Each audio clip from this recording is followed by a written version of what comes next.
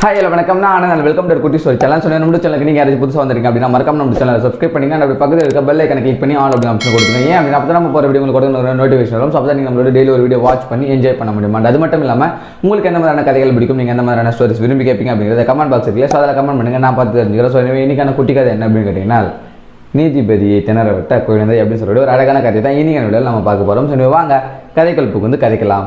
Life is very short, நண்பா. Always be happy.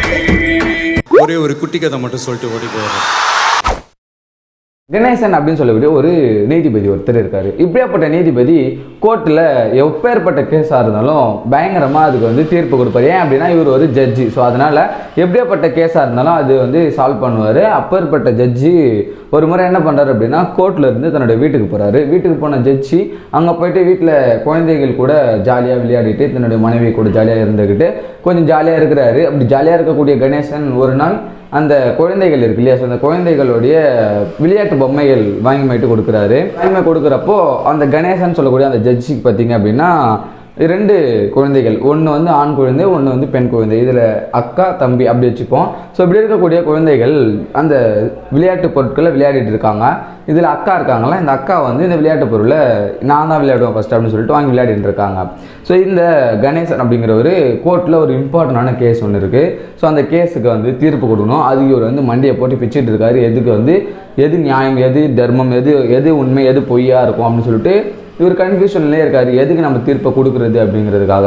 So இப்படி இருக்கிறப்போ இவர் கேஸ் பற்றி இங்கே ஒரு பக்கம் மைண்டில் ஓடிட்டு இருக்கு, ஒரு பக்கம் ஃபேமிலியில் ஸோ குழந்தைகள் விளையாடிக்கிட்டு அச்சுக்கிட்டு அழுதுட்டு இருக்கிறது ஒரு பக்கம் ஓடிட்டே இருக்குது. ஸோ இப்படி இருக்கிறப்போ இவர் என்னாச்சு அப்படின்னா, குளிச்சுட்டு கிளம்பி தன்னுடைய கோர்ட் ஆஃபீஸ் கிளம்பி போகிறாரு.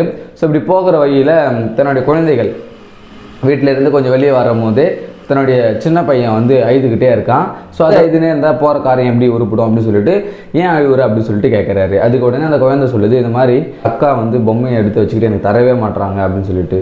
அதுக்கு உடனே அவங்க கணேசன் சொல்லக்கூடிய அந்த ஜட்ஜி உடனே அந்த குழந்தைகிட்ட போயிட்டு அந்த அக்கா கிட்ட போயிட்டு, இந்த மாதிரி ஏமா அந்த பொம்மையை தான் கொடுத்து தொலையம்மா, ஏமா நீ ஏன் வச்சுக்கிட்டு ஏமா என்ன பண்ணுறீங்க, சண்டையை ஏமா உற்பத்தி பண்ணுற, ஸோ அந்த பொம்மையை அவங்ககிட்ட கொடுக்குறியா இல்லையா அப்படின்னு சொல்லிட்டு கேட்டிருக்காரு. அதுக்கு அந்த அக்கா, இல்லை நான் கொடுக்க மாட்டேன் அப்படின்னு சொல்லியிருக்கு.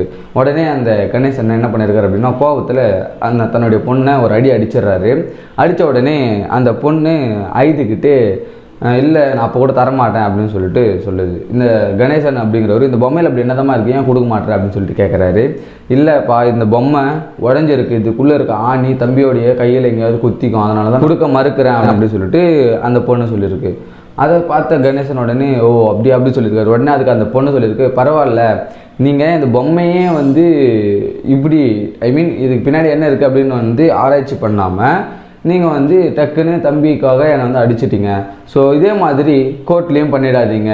உண்மை எது தப்பு எது அப்படிங்கிறத தீர விசாரித்து நீதிபதியாக நீங்கள் தண்டனையை கொடுங்க. தப்பாக, அதாவது நல்லவங்க யாராவது தண்டிச்சிட போகிறீங்க, பார்த்து தீர்ப்பை கொடுங்க டாடி. வீட்டிலையே நீங்கள் இப்படி கொடுக்குறீங்க, அப்போ கோர்ட்டுக்கு போனால் எப்படி நீங்கள் நீதி கொடுப்பீங்க அப்படின்னு சொல்லிட்டு தன்னுடைய பொண்ணு அப்பாவை பார்த்து கேட்டிருக்கா.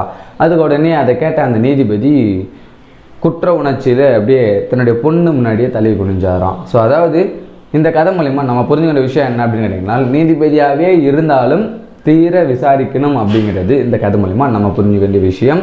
ஸோ எனிவே, இது மாதிரியான அழகான கதைகளை கேட்கணும் அப்படின்னா மறக்காம குட்டி ஸ்டோரி சேனலை சப்ஸ்கிரைப் பண்ணிங்க. நான் உங்களை நாளைக்கு இதே மாதிரி இன்ட்ரெஸ்டிங்காக வேறு ஒரு புதிய கதையோட வந்து பார்க்குறேன். அண்ட் நான் உங்களான இது குட்டி ஸ்டோரி சேனல் சொன்னேன். Tata bye and love you lot bye. Life is very short, நண்பா. Always be happy.